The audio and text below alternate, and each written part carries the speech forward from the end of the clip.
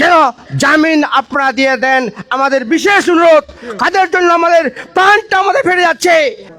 আপনারা জানেন আমাদের সদ্য হুমায়ুন ভাই এরশাদ, আমরা একই সাথে আমরা দল করি আওয়ামী লীগ।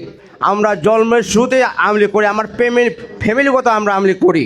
জানি না কেন কিভাবে তাদেরকে হয়রানি করার জন্য তাদেরকে জেলখানায় প্রেরণ করা হয়েছে। দুঃখজনক ভাইয়ের আমার সংগ্রামের সাথী বন্ধুগণ, আজকে আমরা বঙ্গবন্ধু সৈনিক, আজকে আমরা দৌল ইসলামের সৈনিক, আজকে আমরা সুজন সাহেবের সৈনিক। আমরা যদি কথা দিয়ে থাকি, ইনশাল্লাহ জামাত কেন, কোন শিবির কেন, কেউ ঠেকাইতে পারবে না। আমরা ধানের শীষকে বিজয় করে তুলে আনবই, আমরা বঙ্গবন্ধু সৈনিক।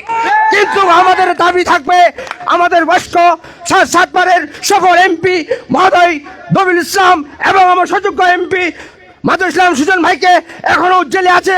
আমাদের দুঃখজনক, আমরা বিপুল ভোট দিয়ে জয়যুক্ত করব, কিন্তু আমার দাবি আমাদের নেতা 2টা এমপি সাহেব